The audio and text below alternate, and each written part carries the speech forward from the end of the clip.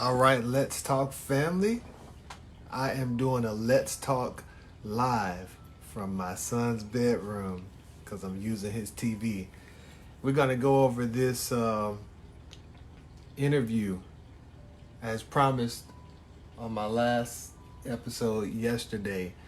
We're going to hear this interview from Demi Lovato's new podcast 4D, and I'm going to respond live. Let me just have a moment. I'm on live on my Facebook page, so I just want to have a moment so I can see if I'm still switch back to live, and then switch, and we gonna go.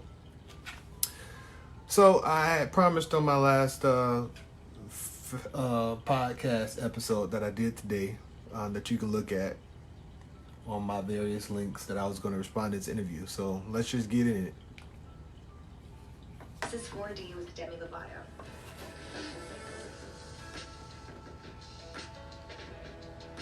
Living in the fourth dimension means existing consciously in both time and space. But for me, it means having conversations that transcend the typical discourse. I want to take this moment to share something very personal with you. Over the past year and a half, I've been doing some healing and self-reflective work. And through this work, I've had the revelation that I identify as non-binary. With that said, I'll officially be changing my pronouns to they, them. I feel that this best represents the fluidity I feel in my gender expression and allows me to feel most authentic and true to the person I both know I am and still am discovering. In this first episode, I'm excited to share with you what this means to me and what it may look like for other people. I want to make it clear that I'm still learning and coming into myself, and I don't claim to be an expert or a spokesperson. I know this might be a new conversation for many, so I'm inviting my friend Alok, someone I trust, to spend time on this platform. Alok is an author, performer, and an important voice within the non-binary community and beyond. Their work to create visibility, equality, and understanding has inspired me on my healing journey. We'll discuss identity at large, but also take the time to personally reflect on how I came into my truth so that we, like many others, are able to live our lives authentically. In just a minute, I'm going to share space with Alok and dive deeper into this conversation. More after this break. Hey everyone, as a listener of this podcast, you'll get $100 off your first month with Talkspace. To match with a licensed therapist today, go to Talkspace.com. Make sure to use the code 4D to get $100 off your first month and show your support for the show. That's 4D and Talkspace.com. Live reaction, y'all. Hi, Boo. Hi. I am so excited to have you on here. Everyone, this is my really good friend Alok, and this is a topic that is something that is really important for me to discuss because I identify as non-binary, and when I think of people who know so much about this topic, I immediately think of you. I just want to start off by saying congratulations. Thank you. I'm so proud of you. Thank and you. I want to remind you of the story of how we met. Our mutual friend Sam somehow convinced you to join them to come to my poetry show in LA. And I'll never forget because your laughter punctuated everything. Like you were so emotional and evocative, and I loved it, and I felt your presence, and I was like, who is this feisty person? And then you came up to me afterwards and you said, oh my gosh, is being non-binary when you are healed? And I remember being so surprised because what I experienced in that moment was Demi really understands what I'm saying. And so often when I'm performing and when I'm speaking, it goes over people's head. They don't really get it. But it felt like with you resonated. First of all, I'm so grateful that I got to witness your talent in that show because that show changed a lot for me. You know, when I went into the studio with Sam, we had Sam Smith, they were telling me about how they were identifying as non-binary. And I was curious and asking questions, but they said, why don't you come to this poetry show? One of my good friends is... Yeah, I'll be getting confused. Because the first time I listened to this earlier today, and she said they were telling me about their non-binary journey, I was thinking of multiple people and not knowing that she was just talking about, Sam Smith. He's an artist that many of us love his songs. I forget right at the moment what are some really popular ones, but he's got an iconic voice. But yeah, performing, and we can, talk about it there and after, and if you have questions, you can ask them. So I did, and you're right. I laughed at so much, but I also was so viscerally, like, there was a visceral, like, reaction in me that was screaming, this resonates with you. And it was the first time in so long that I've ever heard someone else speak my truth and then realize, oh, that's my truth too. Whereas, like, just a nitpick. I don't like that term, my truth. I said it in my other, podcast episode before this one, but I just believe truth is absolute. But I get what the sentiment is. My truth is not your truth. But then I was having a thought today, earlier today, or yesterday. It's 1:00 in the morning.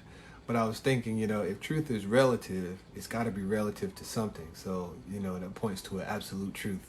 Just me going off in thought and trying to break up the monotony of the video. But yeah, it's a reaction. It's a reaction podcast video at the same time. So let's continue. in 2018, when I overdosed, I feel like the reason why that happened was because I was ignoring my truth. And I was suppressing who I really am in order to please stylists or team members or this or that, or even fans that wanted me to be the sexy, feminine pop star in the leotard and look a certain way. I thought that was what I was supposed to be, and now I just realize it's so much more important to live your truth than to ever suppress yourself, because that's the type of stuff that happens when you do. My entire life growing up in Texas, I mean, I can get and definitely identify with that. I think that if anybody's not honest with themselves, if you want to run with the my truth statement, if you're not honest with yourself, you're going to have a breakdown if you are suppressing who you are. But that's like half of the battle. In my book, that's half of the battle, is being honest with yourself. The other half of it is knowing what to do with a realization of who you are. Do you just settle? Do you just go on? What do you do with that information? But I guess we'll get more into that as we hear from Alok. I was disassociated. I was living someone else's idea of who I should be. I was so afraid of my own voice, I didn't allow any audio or video recordings. There's so few photos of me growing up because I just wasn't comfortable with the boxes that people were putting me in. And I had so much shame. And I think that's a story for both of us, is that when you have that kind of shame and that repression, it can almost kill you. And that was my experience growing up as a young non-binary person, that everyone mistook as a boy and thought that I should be doing this because I was a boy. Like, my biggest dream. And I don't get that. How can you mistake a boy for a boy if he is a boy? Now, it'll get further on into that, and it's cool or whatever. They'll get into like how basically male and female, boy or girl, woman or male, is like a societal pressure or a role that you step into or that society pushes on you, aside from the fact that it's just what you are. I feel like, this is like, it's complicating things, but more on that as it develops. When I was a child, was to be a dancer. And then someone told me, you can't dance, only girls do that. And I remember being devastated and being like, what? Like, why is it that whenever I'm joyous, people tell me I can't be that? And now what I've learned is shame is joy interrupted. And when I found out about being non-binary... So let's pause there. So, he was a boy who wanted to dance. He was told that only girls do that he couldn't do that. So right there, that's toxic masculinity that would tell somebody that because you're a boy, you can't dance because evidently men don't dance. It's very toxic masculinity that creates situations to where people like Alok and Demi feel that they need to be a non-binary person instead of just having healthy manhood. And then I would just want to comment on what he said as far as joy interrupted. Shame is joy interrupted. I don't think that shame is necessarily a bad thing. And I wrote a note. You can, if you're on Facebook, you can see it on my page. But basically, I wrote something, and it's to the effect of, if somebody can make you feel shame, then that's something that you already subconsciously feel. I'm a Christian. I don't make no bones about that. And I likened it to the story in Genesis of Adam and Eve being naked before God and not being ashamed. And they were not ashamed because in reality, the glory of God covered them, and they had an awareness of God and not an awareness of their flesh. And so they had, a higher mental state to where they were, for all intents and purposes, out of their flesh and not aware of their lower state until they made a decision to sin against God. And then they knew that they were naked because of the decision that they made. And I ended what I stated by saying that basically Adam and Eve were naked from the beginning. And when they ate of the tree of their own will and found out that they were naked, they realized who they are without God. And in a lot of cases, that's what it is with us. Shame is not bad. Shame is supposed to point to the fact that without God, we are nothing. And so I hope I'm making sense. If somebody can make you feel ashamed about anything, then maybe you're not as convicted or sold out to what you believe in the first place. Like if you're going to be shamed for liking to dance, and this is not a knock to Alok or Demi or anybody, but if you're going to be ashamed for wanting to dance, then you might just need to build yourself up in your identity as a man. Because men dance, and just because somebody says that men don't dance or aren't supposed to, it shouldn't make any difference to you. But if you're a kid growing up and you're an impressionable kid at that, and you have people telling you that this isn't what men do, then you can grow up thinking that you're weird or that you're not a man because you don't do certain things.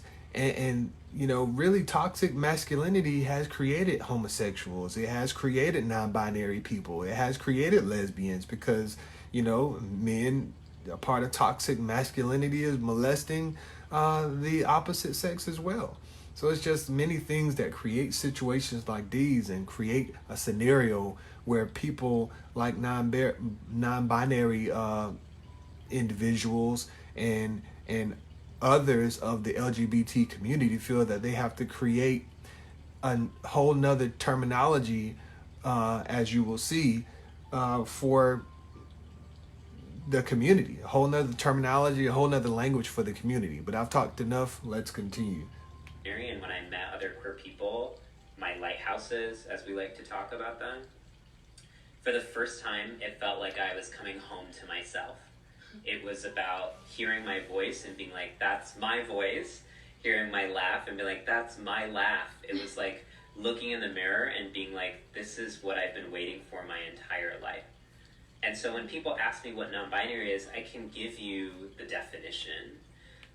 Before he gets into the definition, I just want to pause and respond to what he said as far as finally being accepted within non-binary community and accepting himself and loving his voice versus hating his voice when he was among other men that said that you couldn't sound like that or dance like that or whatever the case may be. Community plays a big part, and community a lot of times plays a big part and is an enemy of conviction. That's one of the reasons why it's so hard for people like Christians to get through to people in the LGBT community.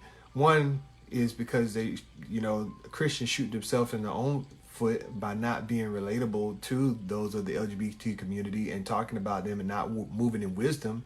But then another thing is, you know, you've got an LGBT, which is a community. They're affirmed in who they are, and that's great. But it's just the question of, okay, well, if they're affirmed in who they are, how do you in turn let them know that you don't have to be in this community to be affirmed for who you are? You don't have to be a non-binary person to be affirmed for being a sensitive male, somebody that likes to dance, etc., etc. But I just wanted to say that, and I'm gonna try to stop pausing it so much. But like I said, this is a reaction. You can find the full out podcast episode that we are going to listen all the way through. You can find it on YouTube. Just search Demi Lovato and it'll come up. Demi Lovato 4D is the name of her podcast. Everywhere podcasts are as well. But let's continue. We are people who have existed for thousands of years, who actually experience ourselves outside of the idea of man or woman. But what I want you to understand is that it comes from a place of deep joy and healing, not from a place of doubt. Sorry. So he says that non-binary people have existed for thousands of years. He's going to unpack that later on. But he says that that they choosing to identify themselves outside of gender.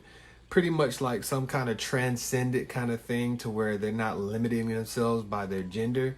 Which, I mean, like I said before earlier, it's kind of like redundant because it's just like we can interact.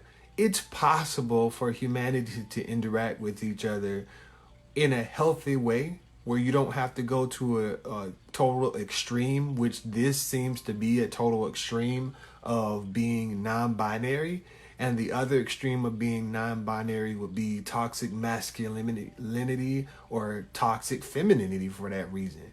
There is a healthy medium and a balance to where we can accept one another for who we are and do that outside of the confines of our gender. And at the same time, gender can still be a factor and not a toxic factor and not a problematic factor.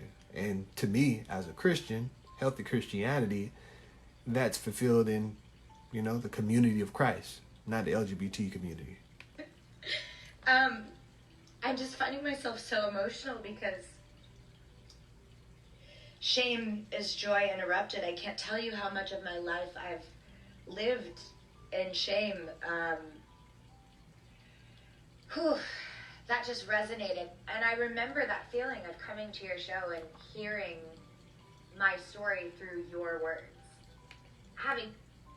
So Demi says that she lived most of her life in shame. And remember what I said earlier, that if you have been made to feel and live most of your life in shame, right there, that's an indication like that something is not right. Either your convictions aren't your convictions, or there is no or. Your convictions aren't your convictions. You're not sold on yourself. You're not strengthened in that idea of self. And, you know, is it really real that you are free and comfortable in yourself when you get around community? Or should you be strengthened in who you are and not need a community to affirm that? That's the question. Because that's like one of the only differences now is that you're around people that are like you. But what about when you're not around people that are like you? What about when you don't have a support system? You know, I believe that it's a deep need of all humans to want to be socialites.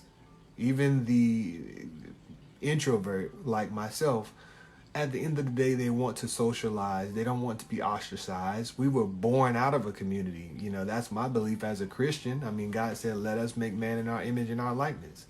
You know, I guess non-binary people could say that God used pronouns, but we know that that's not true because we believe in the Trinity, the Father, Son, and the Holy Spirit. God, who is one and three persons, created us out of a community. So that is a fundamental human need for community. So there's nothing wrong with community, but I believe yet and still the same, there is a problem with community when that community strengthens an individual in a false perception of who they are. Never met you. There's nothing more freeing for me than to be unattached to a role that society wants me to play. Because So she's basically saying that femininity, masculinity, being a boy or a girl, male or female, is a role that society wants us to play. I think that our sexuality, male or female, our sex organs, who we are made up to be, is not a societal thing. That's a thing that you got to take up with God, because society didn't create masculinity and femininity. I mean, I guess we, over the years and over the ages have, kind of perverted the idea of what it is and what it's not. Which I think that if anything, she would be talking more about that. But yeah, that's just my thought on that. I don't think it's ultimately a societal thing. You got to dwell on truth and just the basic, not complicating anything. If you're born a certain way, you're a female or you're a male. That's just is what it is at the very minimum basic. So right now, what Demi is saying is pointing along the lines of sociology, which I can definitely understand. And I think that her and Alok and all non-binary, and every individual of the LGBT community understand, what kind of hardware, just to keep it, kind of crass, what kind of hardware we're born with. But yeah, she's taking this on a societal level, and she's gonna unpack that. And I guess I'll pause it when I feel the need to chime in again. I fully believe that gender is just another boundary that separates humanity from divine wisdom. If we were Gender is just another boundary that separates humanity from divine wisdom. I disagree with that because my belief is that, if that was the case, that gender separated humanity from divine wisdom, then why did the word become flesh and was defined as a man?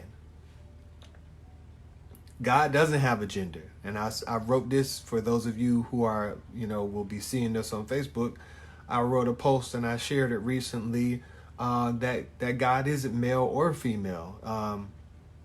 But, when the word became flesh, he became flesh in the person of Christ Jesus, who was a male, who had the hardware of a male, who had, I'm pretty sure, male emotions and all of this. And he did it for the purpose of submitting to the purpose, which was to come and save humanity. There was a specific purpose to why he even had a gender in the first place. And in my post, I said that when we are comfortable with who we are outside of the confines of gender, when we're truly comfortable in who we are outside of the confines of gender, then we are prepared to be who we were created to be. And the thing about it is, as long as gender is a problem, as long as we have a problem with our gender, as long as it's a boundary, then stuff like the LGBT community and non-binary and all this terminology is always going to be a roadblock and a boundary, for the LGBT community. What denotes if you can get past your gender is when you don't make it a big deal like this. And it's not a shot, but it's just like, if gender is not such a big deal, if we want to connect with one another outside of a gender boundary, then okay. But, why is it has to be so complex in what you're doing and all these definitions and everything? Clearly, gender is a boundary that is a constant focus of the LGBT community because you're trying to, you know, transcend it, not knowing that in Christ Jesus and God, you do transcend it. I'm a Christian for the second time, so I'm always speaking from a proper Christian perspective. But if gender wasn't a thing, it wouldn't be a problem to be able to unite and gender not be a thing. So I don't agree with her there. Yeah. To look past these boundaries that separate us and come together, the world would live in so much harmony and so much unity. Galatians come to mind, where there's a scripture in the Bible, Galatians chapter 3, I believe, somewhere in there, and it goes, there's no Jew, no Greek, no male, no female, yada, yada, yada, yada. So basically, Paul is saying that in Christ, all of these things that separate us basically don't. And so a proper understanding of Christianity would literally give Demi, Alok, and everybody in the non-binary community and LGBT community everything that they want. This is why it's important for Christians who claim Christianity to take it seriously, because the very thing that, you know, people's hearts like Demi's and Alok's and the LGBT community is crying out for, Christianity just point blank has. But do we know it? And in a lot of cases we don't, and in a lot of cases we just continue to perpetuate the boundaries that separate instead of showing the freedom that is in Christ. And I'm not a Christian that's going to just sit by and let stuff like this happen and not respond and at least stir the pot and cause us to think in a different kind of way. And Demi, you know, if this ever gets to you, you know, I'll be more than willing to come on your podcast and really talk. You know, let's be open-minded and, you know, just hear my heart. And yeah, that would be awesome. But Mental Health Awareness Month is a worthy thing to celebrate, but it shouldn't be our focus just for May. It's important to be working on go. Talkspace for therapy. You can sign up online and start the therapy the same day as you sign. I don't want to go too far and then it start including messing depression, up. anxiety, substance abuse, trauma, anger management, relationship issues, food and eating, and so much more. As a listener of this podcast, you'll get $100 off of your first month with Talkspace. Like I said, we're to match listening with a to all licensed the therapist today, go podcasts to all the way through. Talkspace.com. So Make sure to use the code 4D to get $100 off of your first month and show your support for the show. That's 4D and Talkspace.com. I guess y'all getting a free advertisement on my page. Okay, so I just want to set the table and kind of start with a few facts. I want to talk about the difference between non-binary and gender non-conforming. Non-binary means that you are not exclusively a man nor a woman. Gender non-conforming means you visibly defy society's ideas of what a man or woman should look like. So let me give some example. So basically non-binary means that you're not, you know, pigeonholing yourself into male or female, which, I mean, to me, you know, it basically says, you know, for all intents and purposes, you're, you know, kind of bisexual, you know, non-binary, bisexual, kind of seem like the same thing to me. And then gender non-conforming means that, you know, if you're a male and you feel like you want to wear a dress one day, you know, you're going to do that just because you feel like doing that. You know, like, I guess Jaden Smith did once when he wore a dress to prom, or, you know, that was a Batman suit, but he's worn a dress out in public before. So, yeah. There could be a lesbian woman who is gender non-conforming because society would expect her to be feminine, but maybe she's more masculine. But that person wouldn't be non-binary, they were still a woman. Or there could be a non-binary person who might look like what society traditionally expects a woman or a man to be, but they're still non-binary. So the difference is really about identity versus expression in that way. What is something often that people don't understand about the gender conversation? So one of the misconceptions that I hear oftentimes about non-binary and trans people is that we somehow pose a threat, or that we're dangerous, or that we're a problem. So what we notice is that the reality of our lives are not what people are engaging with. They're engaging with tropes that they've created about us that have no real bearing on our actual lives. And then I hear this idea that identifying as non-binary or being non-binary is about erasing people's right to be a man or a woman. Like, I get that a lot. And I'm just sitting here like, no. I mean, no. I have more interesting things to do with my time than take all the gender policing that's happened to me and police other people. We're trying to end gender policing.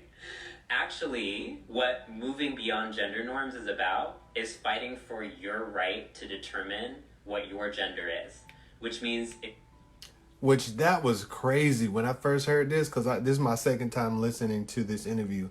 But fighting for your right to determine what your gender is, that's a crazy concept, because, you know, usually, like, my daughter's about to be born on June the 3rd, like I said in my previous episode. You know, she's going to be born a female. That's just nature, you know? So I guess they're fighting for their right to, you know, when they come of age, or if they feel like they want to say that, you know, if they're a male, they want to feel like they're a female, they get to say that, and vice versa. But the thing about it is I guess you have the right to do that now. But, you know, there's, you know, fighting for the right to do it, there's other things attached to it. Because, I mean, heck, if I want to say I'm a dog, like, I can say that, you know, but, you know, nobody's going to recognize it because it's just in my head, or it's the way I feel. So what's happening is they're trying to get recognized, you know, like, if I were to name myself Emersonita, you know, to change my whole birth certificate or whatever, and for everybody else to recognize that. Which is like, why do you want everybody else to recognize that? If this is what you are, then be what you are. It goes back to what I was saying a little bit earlier. Like, your conviction isn't solid. And so because your conviction isn't solid, you need a community, you need the laws, you need everything else to affirm who you are, instead of just being who you are. Because at the end of the day, you don't know who you are. if you say I'm a woman, you're a woman. If you say a man, you're a man. It's that easy. People always think that gender is what we look like, but that's not necessarily true. It's about who we are. So often people will doubt us and be like, you're not real because you don't look like this. But that doesn't actually make sense, because gender is about what we are on the inside, not necessarily about how we express on the outside. Yes, and I really... Which, I mean, once again, it goes back to fundamentals. Does the fact that I have a penis make me a male? Physically, it does. But, you know, the fact that there's other things that go into the fact of why I'm a male. And one of those things is the experience of the soul. I believe that somebody can grow up and, you know, they can be a male and be raised as a female and feel within their mind that they're a female because of what life has done to them or what they've done to themselves.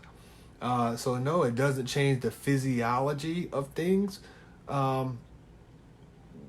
Souls have a gender? Do souls have a gender? I won't dig deep into that, because that would take this podcast episode somewhere else. But, you know,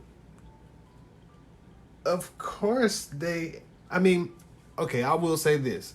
God breathed into man and he became a living soul. When God breathed into man, he became a living soul. His sum total of his experiences and God's intention was what God breathed into that man. Does a soul have a gender? I'm under the impression that it does, not because life experience makes a person who they are, but there was an intention before God put your soul in a body that made you who you are. So God intended for you to be a male or a female. It's his intention that trumps everything. So it's not about what you feel like, it's about what God's intention was from the beginning. So a lot of these things that we're believing, it's got to take God out of the question, or it's got to make God something that he's not. But let me continue before I go off on a trail. To that so much because, I've had thoughts where I'm like, there might be a time where I want to wear a full wig. There might be a time where I, want to dress completely femme presenting.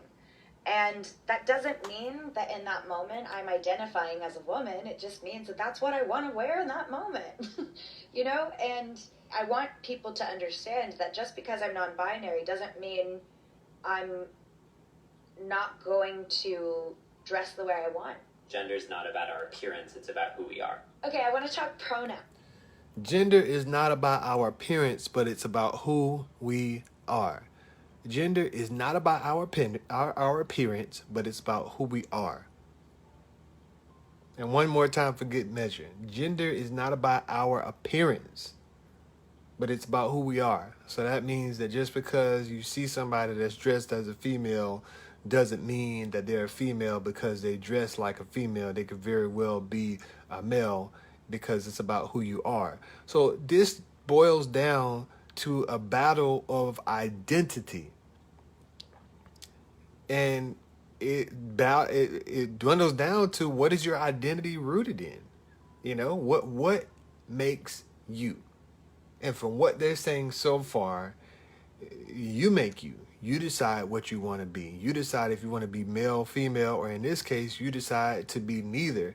You decide that you're just non-binary, which means that you're just a soul that has transcended beyond the boundaries of gender, which is how you can have relationships with, the opposite sex, the same sex, whatever. It doesn't matter because, you've taken gender out of the equation, and who you are, you've taken gender out of the equation of who you are, and you're just a soul. You're a non-binary, non-conforming soul, whether you think that's a societal a role that you're supposed to play or whatever. So basically, just working out my understanding, they are just dwelling on their soul, and apparently to them, their soul doesn't have a gender. Yeah. Let's have this conversation. It's so frustrating because people make pronouns way more complicated than it actually is. And I want to break it down really easy for people. We don't make assumptions about people's gender or pronouns based off of what they look like. So what we ask is, hey, what is your name and what are your pronouns? Mm-hmm. It's as simple as that. And then when you mess up, because that happens, you just say, oh, sorry, I messed up. I'm going to work harder. Then you hear the argument that they is not grammatically correct, so people refuse to use it. To which I ask, if you're more concerned about grammar than someone else's life, identity, experience, this could go a long way in making someone's day just a little bit better. It's time that you get your priorities not straight but queer and realize that actually caring for people and being a good human being is more important. I do want to get into the conversation about pronouns for myself because I think it's important that, I clarify what pronouns I want to use in the future going forward. And to me, it would mean the world if people could start identifying me as they, them. I will also be accepting if people slip and say her, she, because I know that being in my position, it's going to take a while for people to get used to. I just want them to be making the effort. I think it's important because I want to use these pronouns that feel right to me. I also just don't want people to be so afraid of messing up that they don't try to use them. When I started using they, them pronouns, I would misgender myself. I would forget. Same. And it took time for me to learn it. It's not as if trans and non-binary people are born with gender literacy. It's something that we develop in order to be better for each other. So if we could do it, you could do it too. And it just takes practice and commitment. And most of the people that you are talking to, and if you get it wrong to them, from my experience of meeting non-binary people and having slipped up, and I've even said it, I've messed up with you, you know, having you just being like, I'm just appreciative that you're trying to make the effort and that you experience me.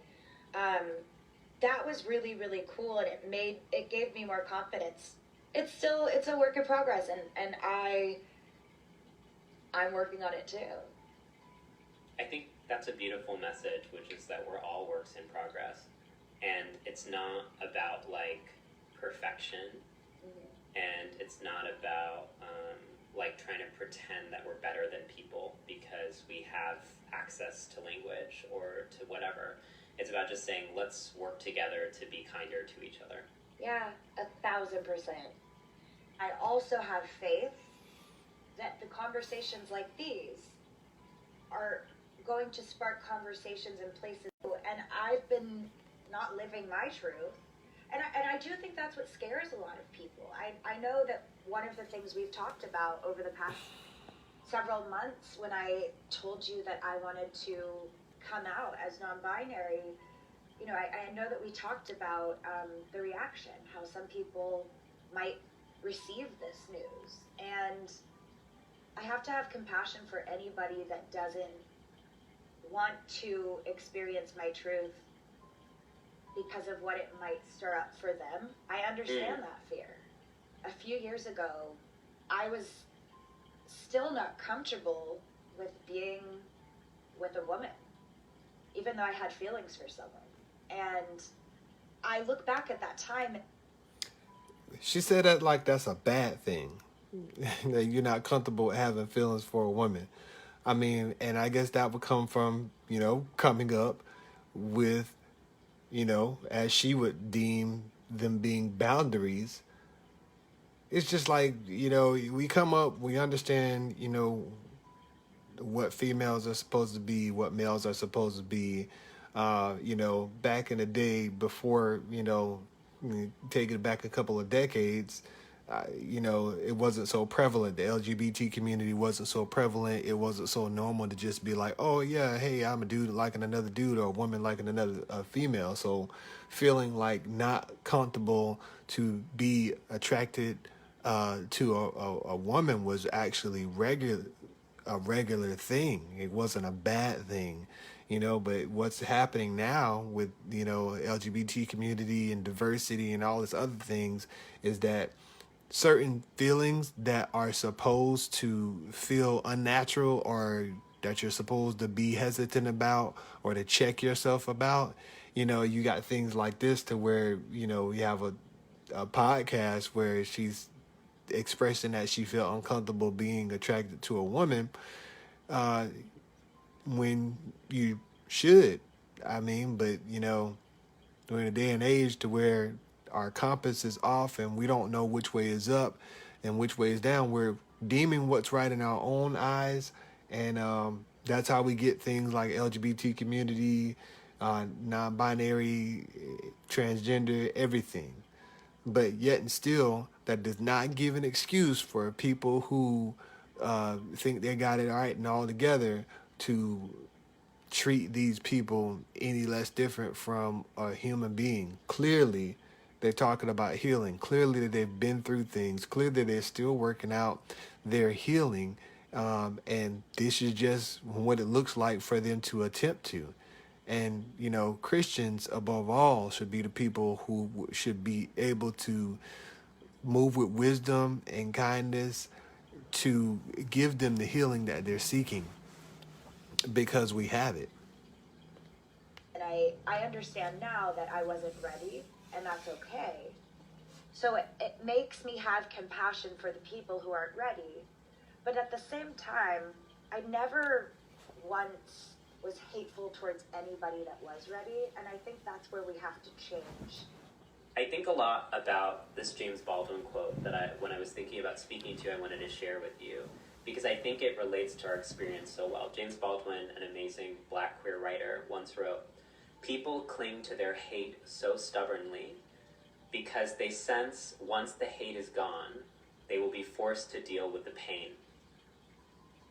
And that idea of using hate as a shield to not deal with the pain, I think, is so much of the non-binary story, because the kind of retaliation that we get from people when we say, oh, cool, I'm just being me, and they're like, who do you think you are saying that you're allowed to be yourself?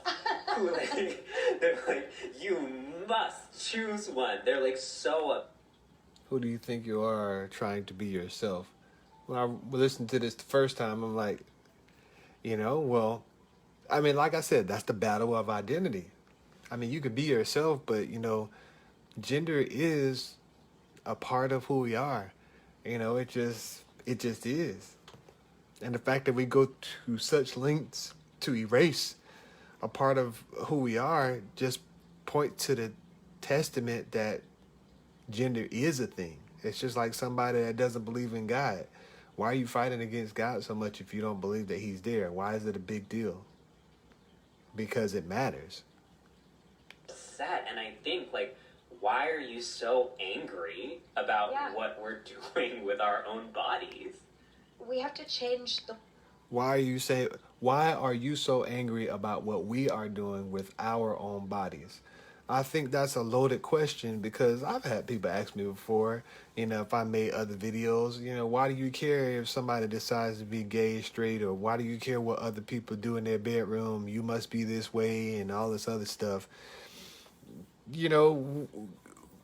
It's backwards, because you want to talk about why do you care that I do this with my body, but at the same time, you talk about love and unity and, living beyond the boundaries and living with love and kindness towards one another.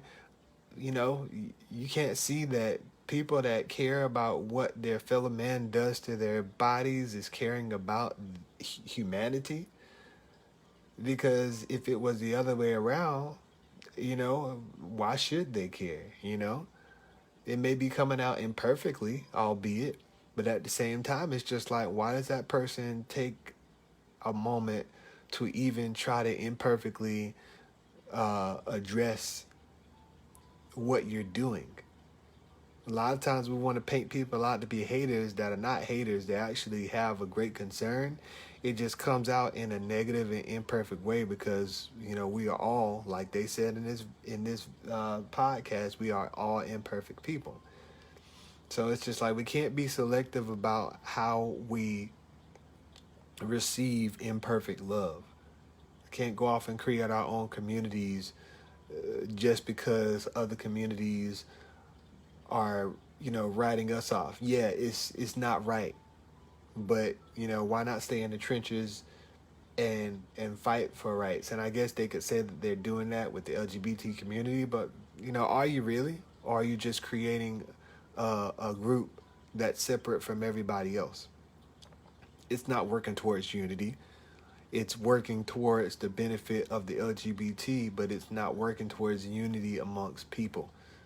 And I believe if we were honest with ourselves, we would have a different result.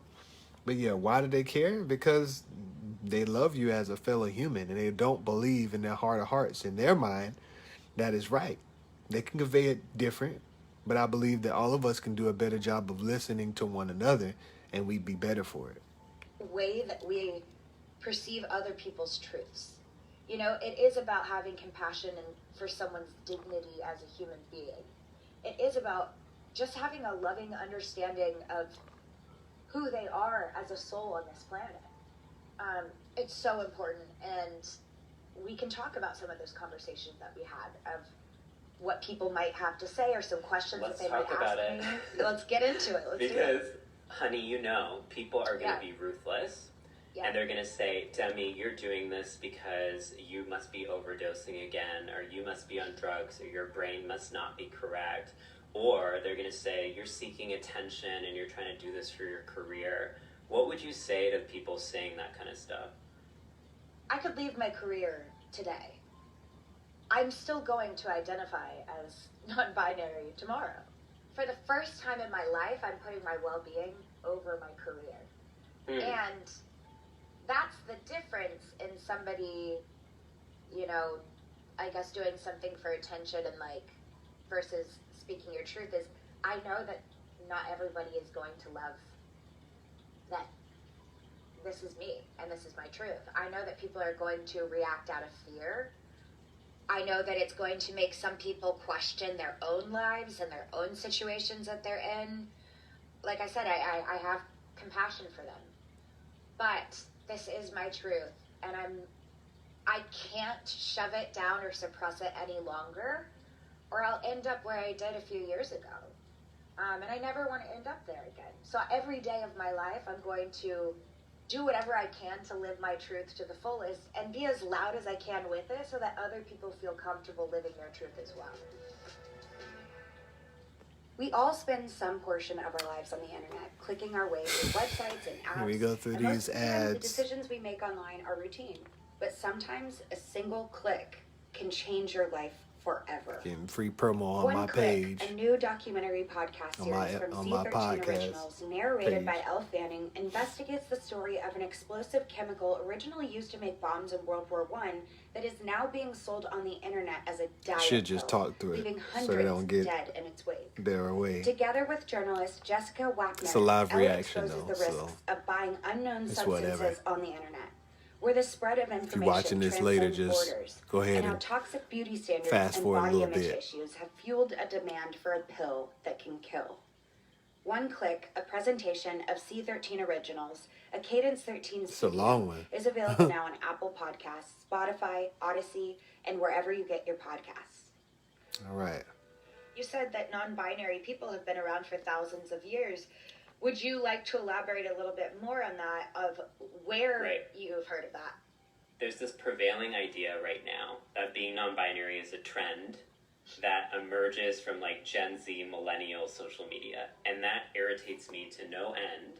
Same. Because actually we've been here for thousands of years. So in many indigenous cultures across the world, there was a long spiritual recognition of people outside the Western gender binary. That looks like Mushe people in what is now Mexico, Hijra people in what is now India, Two-Spirit people, indigenous peoples to the Americas. That looks like Fa'afafine people. That looks like Bakla people, so many people. And in fact, what happened is with the advent of colonization, those communities were targeted and erased from history. So it's not that we are... I feel that just like with the Native Americans and, African Americans, they're trying to just put it in the same bucket that, colonization is what, caused this, and we've been around for thousands of years, and then colonization came and just, wiped us out, or whatever the case may be. And maybe you have a small point there, but I mean, from the beginning, it wasn't so. I mean, so I just say that to say that from the very beginning, I don't believe, as a Christian, I don't believe that God created non-binary people. You can call me a Bible thumper or whatever, and that's fine, but he created them male and female. There was a distinction. He didn't say he created them non-binary, or, he created them to be male with male. God didn't make another man out of the ground for Adam. He took a woman from man and made a woman. Somebody that was completely different, but similar enough to where Adam said, this is bone of my bone, flesh of my flesh. And it was for the purpose of carrying out his command to be fruitful and multiply. And I know that people don't like when, you use this argument, especially the LGBT community, but the very basic function on a primal level of humanity is to procreate, and when two women can procreate, or when two men can procreate, then, you can talk to me, but that'll never happen, and I'm not talking about happening through any insemination or anything. I'm talking about the natural way that a body is supposed to work. It will never happen. So, yeah. New, it's that we've been so thoroughly erased that the only response is to be visible. What is new is the words we're using to describe ourselves, and I just want to say, spoiler alert, all language was made up. And last time I checked, you don't speak Shakespearean English. Like, you understand the language of... Now we're going into, all language was made up. Which, I mean, yeah, that may be the case, but we have a function. So you got to take it away from the society warfare to, you got to go up a level. You know, language might have been made up, but that doesn't denote the fact that souls have a purpose. If they didn't, it wouldn't show up in humanity, and male and female would have the same body parts, but we don't. We have a purpose, and like I said, one of the key purposes is to procreate, to further humanity. And without a male and a female, we would never be able to further humanity. Over time to address topics and better communicate. Yeah. This is not about grammar or language. This is about power. And what I mean by that is they say be yourself except if you're an LGBTQ person, right? They say express yourself except if you're an LGBTQ person. Invent new language, innovate except if you're an LGBTQ person. Yeah. Because we have a society that is so homophobic and transphobic, they're going to... I don't think that this society is homophobic and transphobic. Like they said, be yourself. Okay. So be yourself. Be your true self. Live, the term I hate, live your truth. I want everybody to be, honest with themselves. If somebody come up to me and they're a sinner and they curse like a sailor and they come to church, you ain't got to change you don't have to change the way you speak for me. Be yourself, but understand that you have to be open to transformation. You've got to be open to conviction. So, I mean, I will give it to them there that a lot of times we tell people to be themselves, and then, it's not meant in a real genuine way. So I do believe that we need to allow people to be themselves. And not worry about them staying like that. Just a note for a Christian, we got to let people be. We got to let people be, and we have to be. And we have to leave conviction and transformation up to God. Our responsibility is to love them. And I believe that if we love the soul, which is so much like they're talking about now, they will be healed. They will have other convictions, but we can't lord over them, and we can't make that happen. So yeah, we do have to let them be themselves. And then anybody should be letting them be themselves is people of God. Basically try to delegitimize us in every way. That's why I believe in non-binary joy. Because we are showing the world, okay, you think that we're these like miserable self-hate. No, baby. We are free and happy and singing and loving and living. And by the way, anybody who questions... We're free and happy and singing in your own community. That points back to the beginning. Demi and Alok, when they found other people that were like them, it lit something up in them and they felt more comfortable in being who they are. Keyword community. You found more like-minded people when in reality, there shouldn't have been a need to create a new community. There's not a need to have these separate communities. There should have never been a Negro League. There should have never been separations. Yeah, there should have never been a Negro League. There should have never been a white-only water fountain and white-only pies like the movie Life. There should have been nothing of that. So the very people that are complaining of, of discrimination and all this other stuff, you're perpetuating it by creating a community, LGBT, trans, binary. The fact that there has to be another group that you can feel comfortable in still points to the fact that there's a fundamental dysfunction in humanity. And it's not about everybody being all loving, because you're creating your own community and then you're wanting to fight for rights to be accepted apart from humanity. That's not cool. It's not cool, and I don't believe that most can see it. It's a ploy. You're just further separating from humanity. Humanity wasn't created to live in separate communities. It was created to live in one community, not blacks against whites or Hispanics against, other indigenous people or other ethnicities. We're all supposed to be one people within Christ. So, yeah. About how happy we are now versus how happy we were 10 years ago. Just go look at our emo pictures. Like, we were at the shows, we were screaming along to those lyrics, and we were in pain because we were so miserable. We weren't accepting ourselves for who we are today. Living under the gender binary is painful for. We weren't accepting ourselves for who we are today. And I just believe it's a journey. It's a halfway there. You weren't accepting yourself. Now you're accepting yourself. You're comfortable with, being non-binary or being a member of the LGBT community. That's not an ending point. For me, that's a starting point. And a lot of times, unhealthy community puts a period where there should just be a comma.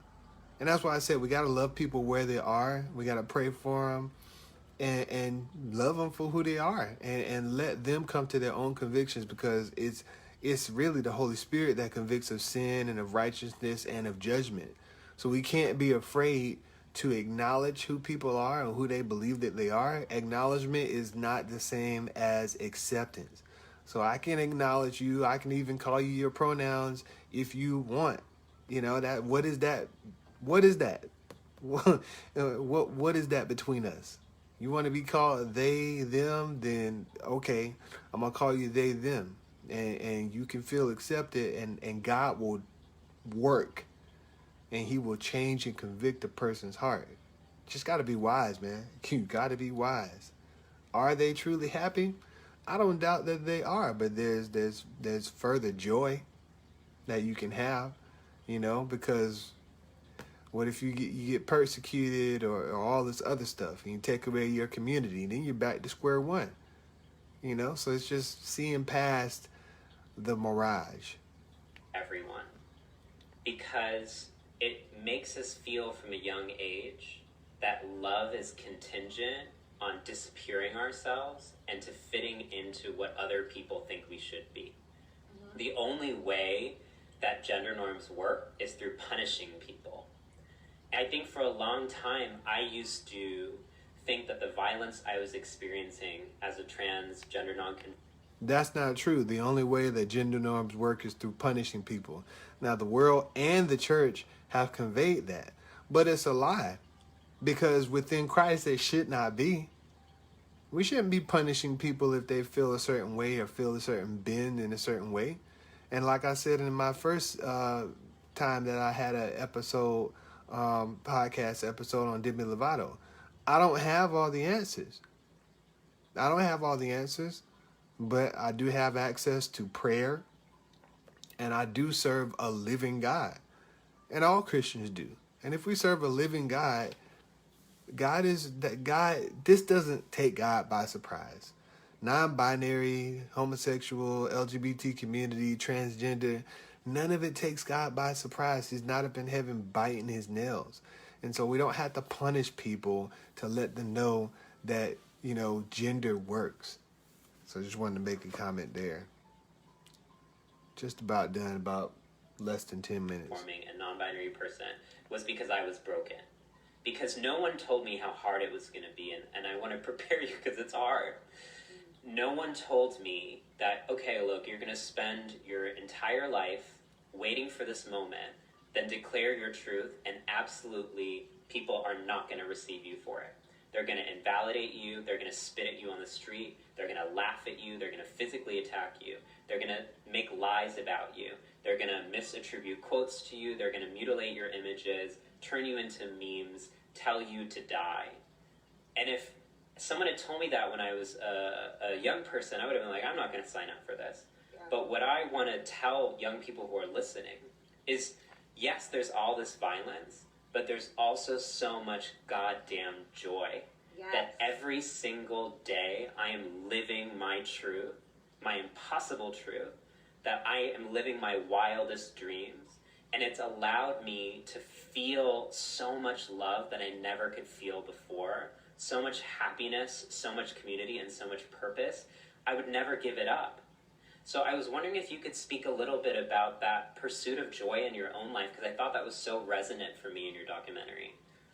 The pursuit of joy in my own life came when I rejected everything that I had kind of surrendered to, in a sense where, like, I got engaged to a dude and was like, okay, maybe this is it, you know, and it still didn't feel right, and I knew Wasn't when the things right didn't dude. work out, I knew why it didn't feel right. It's because I wasn't being myself.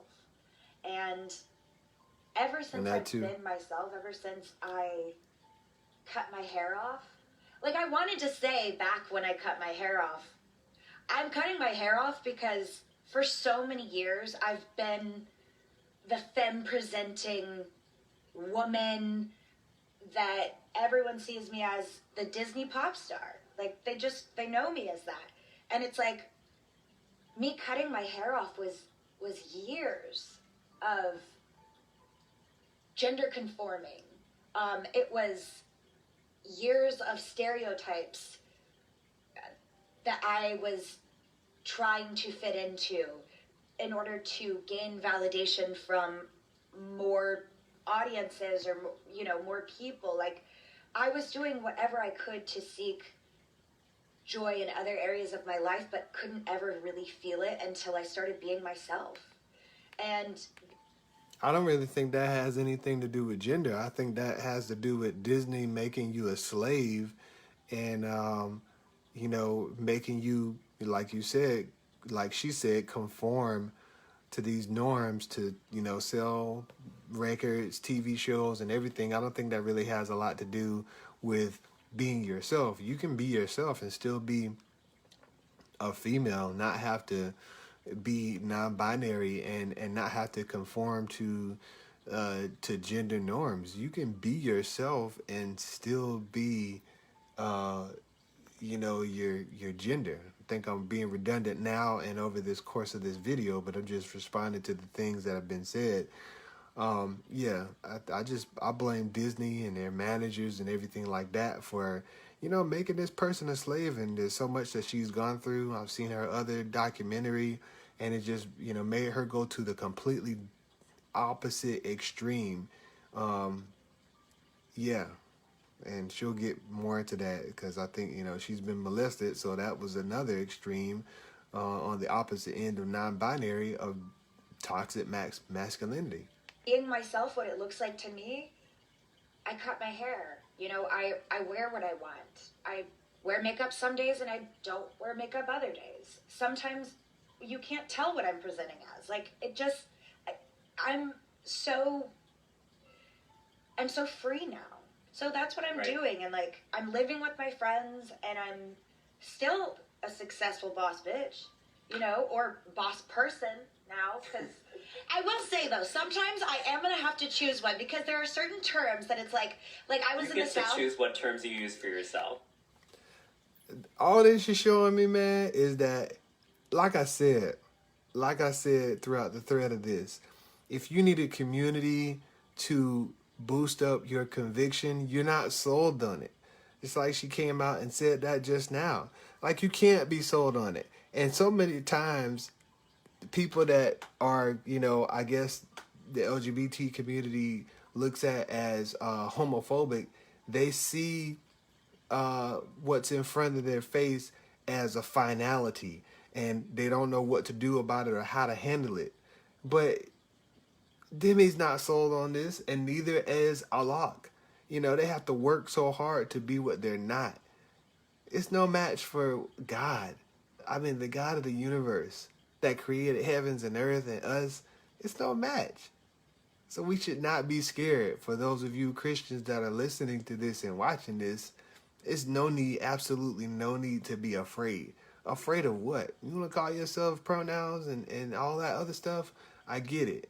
And understand, they're trying to go beyond what they perceive as a boundary, which is being gender. You don't have to know all the answers. You just got to know the answer, which is God, and pray. The Holy Spirit is a real person. We serve a living God. He will tell you just what to do. But a lot of times we get so scared because we think that we're alone. God said he was going to give us a comforter and give us what to say. God knows Demi, Alok, every person in the LGBT community better than they even know themselves. He knows us all better than we know ourselves. So we can't be scared. Doesn't Exactly. matter. But even as non-binary, I was thinking about this. I was like, okay, I was in Texas, right? And I was like, would I be a cowgirl or a cowboy? And then I was like, no, I'd be a cow human. And that just doesn't sound good. So I'm going to go with one or the other. Like in situations like that, I'm going to have to pick one. Because I don't want to be a cow person.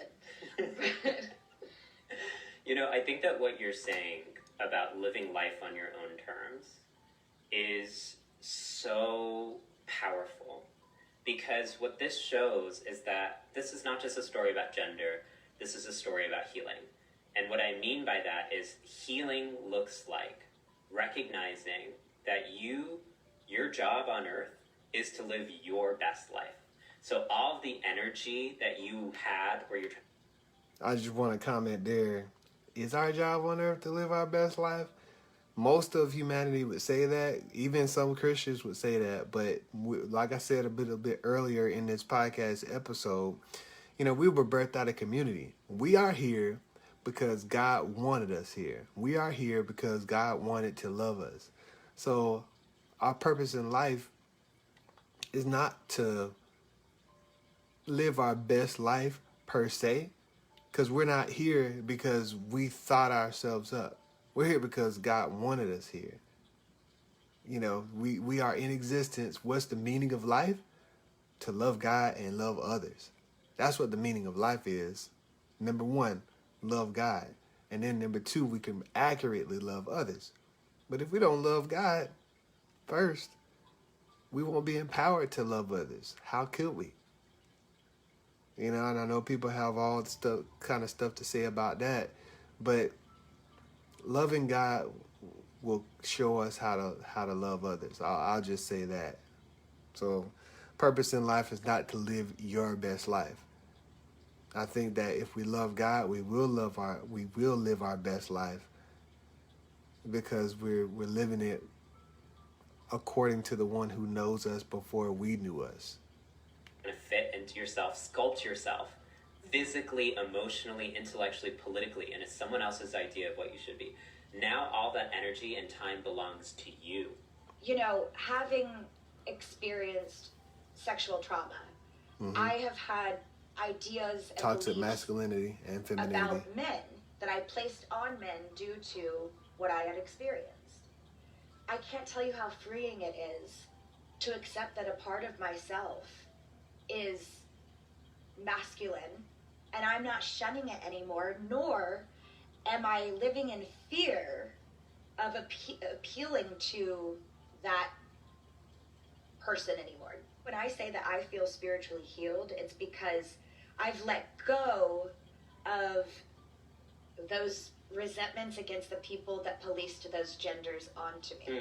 I've let go of the resentments that I held onto by specific genders that had caused pain on me, because I can accept those genders within myself as well. Everyone's healing looks different. This is just what mine looks like for me. I was just waiting for the right time to... Can we call it healing though, or is it like a Band-Aid? I mean, do we call taking Tylenol healing, or is it just dulling the pain? You know, I can't take a Tylenol for a headache and think that I'm healing myself. I'm healing the pain. There's a difference. That's really good. There's a difference between healing the pain and healing the issue. There's a difference between healing the pain and healing the wound. And this to me is a big band-aid. LGBTQ plus community is a big band-aid. Calling yourself non-binary is a big band-aid. It's pulling the rug over. It's sweeping stuff under the rug. You letting go of things. It's not healing. It's a counterfeit. It's a counterfeit. It's not healing. It's just dulling the pain. Instead of, overdosing and taking drugs, now what Demi has done has take on this whole binary stuff and is living her truth in a different way. It used to be food. It used to be drugs. It used to be sex. And now it's this. It's just taking another form. Nothing really has changed. It's not true healing. For it to feel, like, yes, I want to talk about this. And Right. and let it sit in and have time to process it before I tell people. And I want to reiterate to people listening, you spent so much time thinking about this. And you spent so much time reading and trying to figure out if this is what you wanted to do. Mm-hmm. So often people dismiss us as just like fickle or like making it up. But it's like, we know that there's going to be backlash. We know that people aren't going to understand us. We know that people are going to make fun of us. And we still do this. Mm-hmm. So that actually shows that we're living in our truth and y'all are the ones that are confused. Because we know that there are things that are worth compromising so much of our safety and our mental health for, because authenticity is worth it, right? Mm-hmm. The goal of this podcast for me is to, I jokingly say elevate humanity to the fourth dimension, but low-key that kind of is like my purpose, like I want to. And frequencies on Earth. I want to make this place a better world to live in. I want it to be a safe environment for every person on this planet. And I'm probably going to make a lot of people upset by having these conversations that are uncomfortable to have, but they're important. And so I ask that people listen to these conversations with an open heart and an open mind so that we can together figure out how to become a more united species on this planet. It's so important that we lift each other up and that we try to hear each other out for our differences, but yet have compassion and understanding for things that we don't know and treat each other with respect. Right. It all sounds real good. And most of the stuff is really good at face value. But there's only unity in Jesus. Everything else is a band-aid. Everything else is dulling the pain and not addressing the issue. Same thing America's doing with the whole race thing and all this other stuff. It's big band-aids. How has your life changed since you fully embraced yourself? I'm going to be very honest with you. Even though I have so much more self-acceptance and clarity and friends, I'm in danger. And it's really a travesty that in 2021 I can't go outside as myself without fearing physical violence. And that's what makes me feel so upset about this conversation, because people will always be like, these people just want to be different. I'm literally compromising my safety every single day.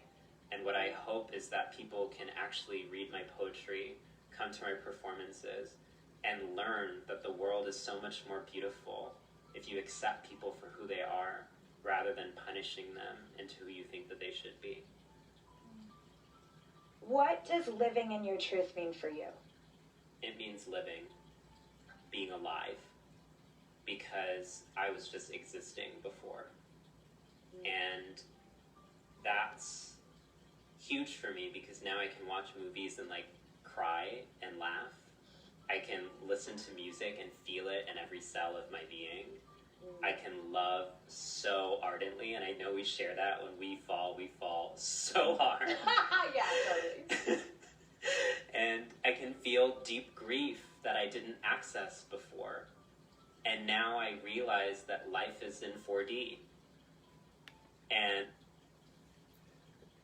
humans should be able to do everything he said by being male and female and not needing to identify themselves as binary, non-binary, transgender, LGBTQ plus, all of that.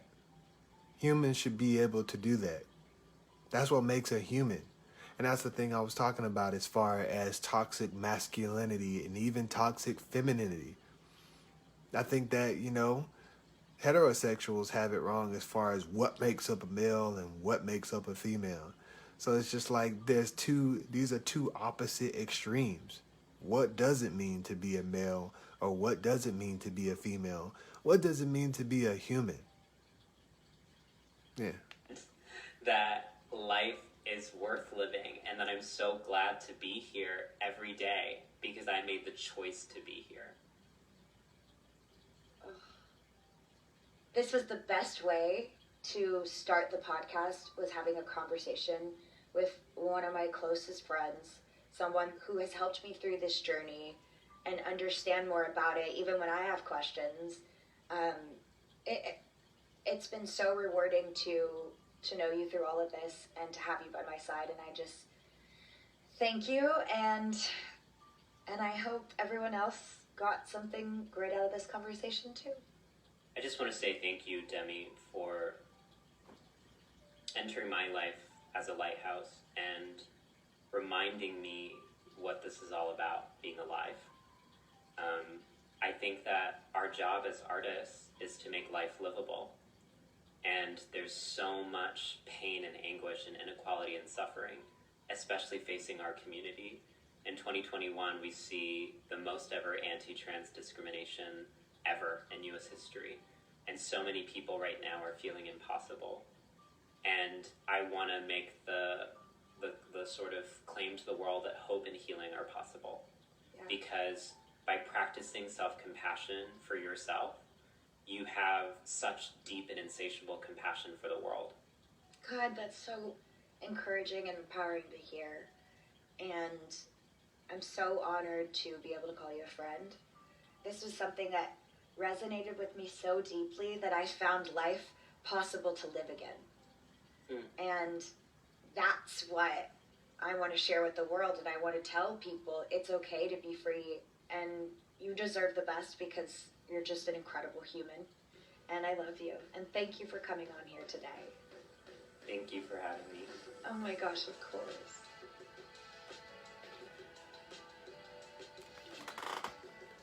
All right. Oh, man.